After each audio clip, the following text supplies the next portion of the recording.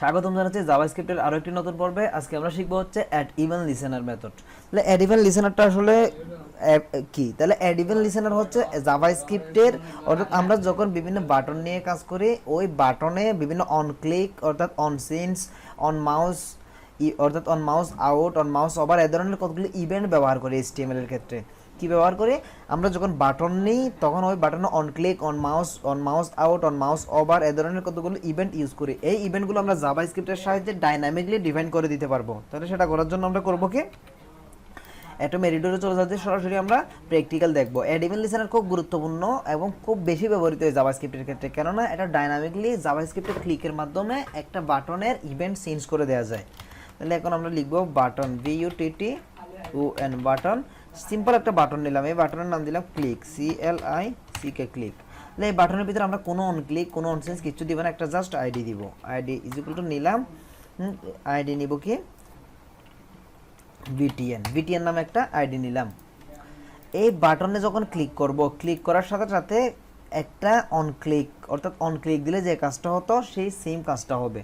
এই বাটনে ক্লিক করলে অন সিনস দিলে যে কাজটা হতো সেই কাজটা হবে। সেটা আমরা কি করব, জাভাস্ক্রিপ্ট দ্বারা ডিফাইন করে দিব। সেটা করার জন্য আমরা প্রথমে করব কি, এখানে লিখলাম প্রথমে ডকুমেন্ট DUCUME এন্টি ডকুমেন্টের পর লিখব গেট এলিমেন্ট বাই আইডি। আচ্ছা ওয়েট করেন, get element by get ELEMENT get element, লিখা ভুল হতে পারবে না, গেট বড় হাতের ELEMENT by ID, get element by ID লিখলাম। তাহলে গেট এলিমেন্ট বাই আইডি লেখার পর এখানে আমাদের আইডি দিতে হবে।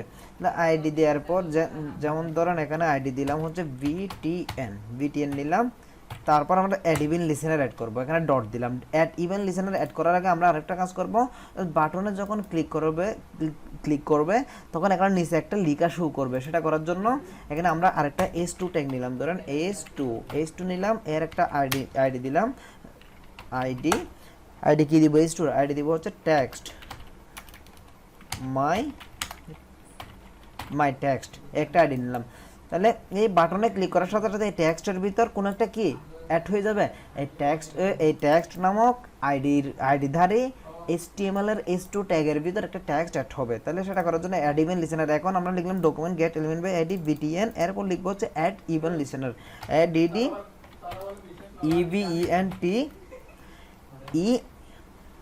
ইভেন্ট অর্থাৎ addEventListener, ইভেন্ট লিখার পর এল বড় হাতের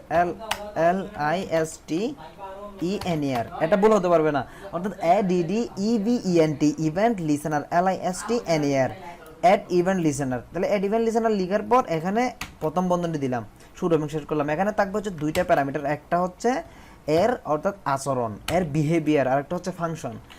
তাহলে প্রথমটা কি এর বিহেভিয়ার, সেকেন্ডটা হচ্ছে ফাংশন। তাহলে ফাংশনটা প্রথমটা বিহেভিয়ার মানে হচ্ছে এটাকে ক্লিক করলে কাজ করবে, নাকি ডবল ক্লিক করলে কাজ করবে, নাকি অন মাউস ওভার করলে কাজ করবে, সেটা আমরা ডিফাইন করে দিতে পারবো। ধরেন এখানে লিখলাম ক্লিক, তাহলে ক্লিক করলে সেটা কাজটা হবে।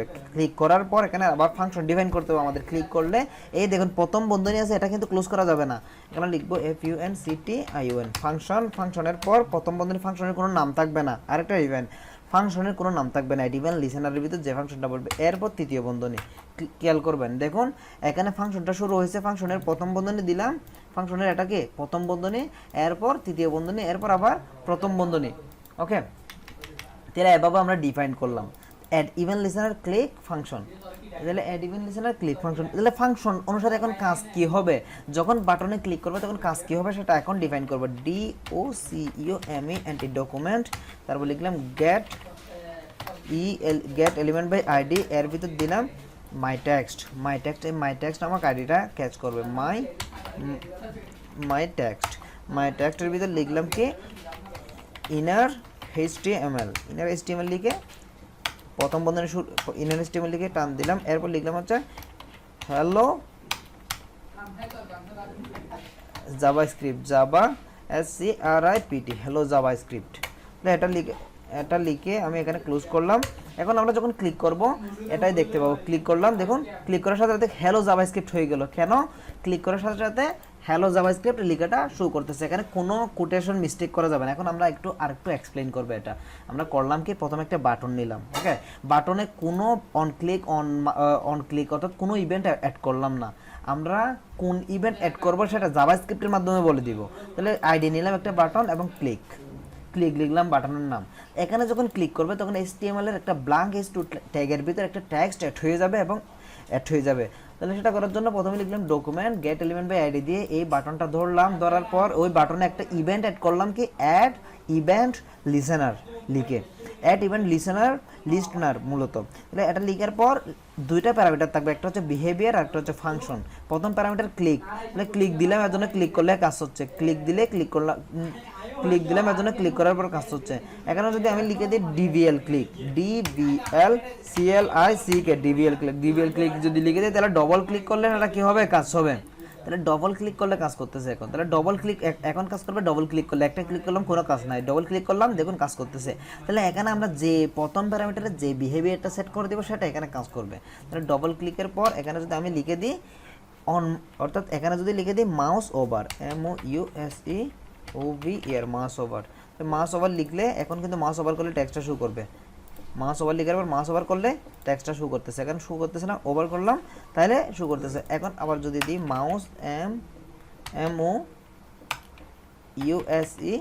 মাউস আউট লিখলে মাউস যখন নিয়ে যাবে তখন কোনো কাজ করবে না, মাউস নিয়ে আসার সাথে সাথে টেক্সটটা শো করতেছে। এখানে আমরা কি করে দিচ্ছি, ডিফাইন করে দিচ্ছি।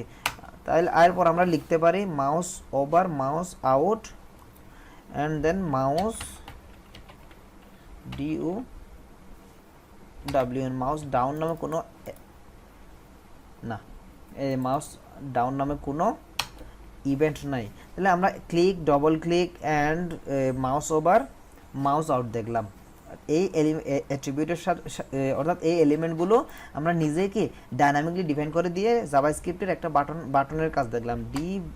এখন আগের মতো ক্লিক করে দিলাম। তাহলে এখন এভাবে কি করতে পারি, আমরা জাভাস্ক্রিপ্টের কোডগুলোকে ডাইনামিকলি অর্থাৎ এই HTML কোডগুলোকে ডাইনামিকলি ইউজ করতে পারি। ক্লিক করলাম কাজটুকু হচ্ছে, তাহলে ক্লিক করলে সে কি কাজ করবে সেটা আমরা জাভাস্ক্রিপ্টের মাধ্যমে ডিফাইন করে দিলাম। তাহলে এভাবে ইভেন্ট লিসেনারগুলো কাজ করে। আরও অনেক ইভেন্ট লিসেনার আছে, যেমন আপনারা যদি W3 স্কুল অথবা W3 স্কুল বা অন্য কোনো ওয়েবসাইটে গেলে ইভেন্ট লিসেনার লিখে সার্চ দিলে আরও অনেক ইভেন্ট লিসেনার দেখতে পাবেন। ইভেন্ট লিসেনারগুলো ইউজ কিন্তু সেম, এভাবেই লিখতে হবে প্রতিটা, এর জন্য আমি কয়েকটা দেখালাম।